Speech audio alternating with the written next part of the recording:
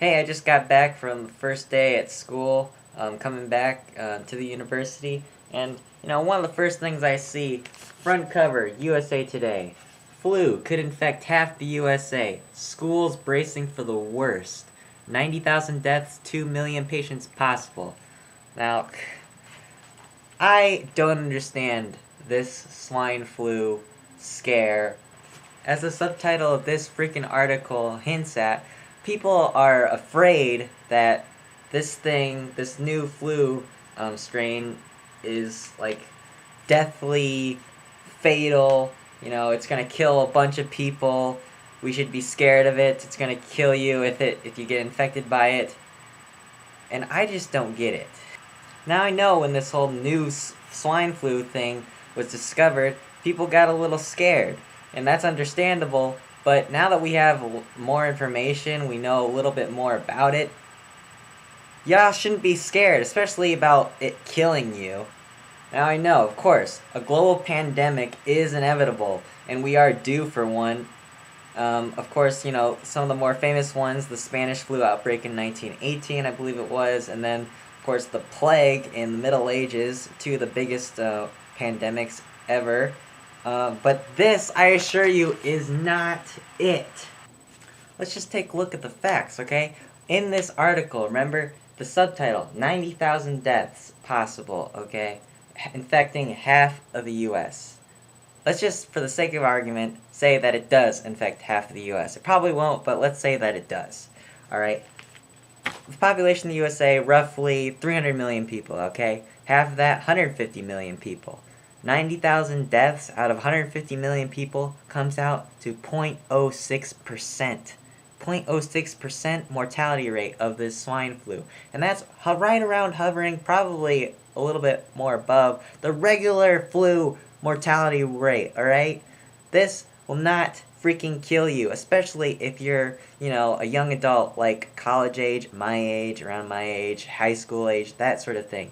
This will only kill you, just like the regular flu, if you're like some already on death's door and you're like the elderly or the very, very young, where their immune systems are not fully developed, or if you're chronically ill, you have some immune deficiency or something, and like that. And you're not going to die if you're just a regular healthy person. Now again, in this same article, they even say the U.S. Centers for Disease Control and Prevention estimates that nearly 2 million people nationwide have been infected with the virus and 522 have died.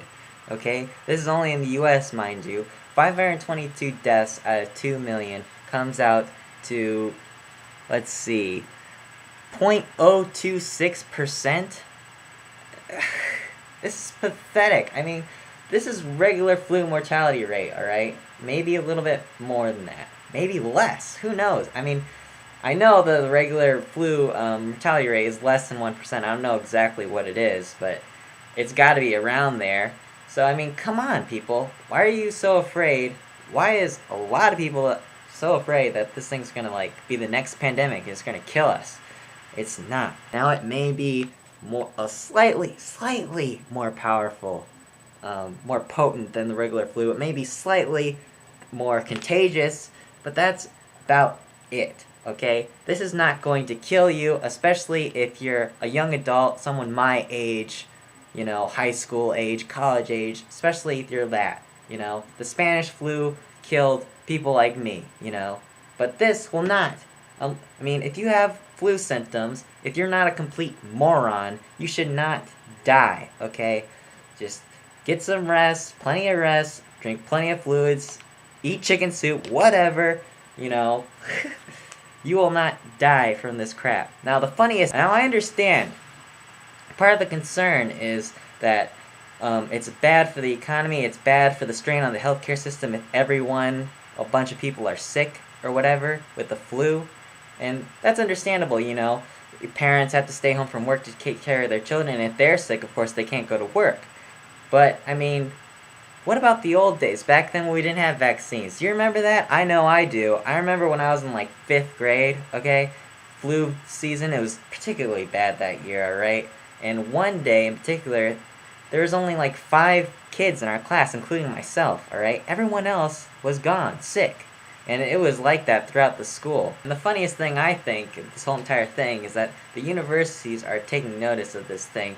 I mean, just look at this new syllabus I got, first day syllabus. Look at this. H1N1 flu virus. And look, there's like more than half a page dedicated to it.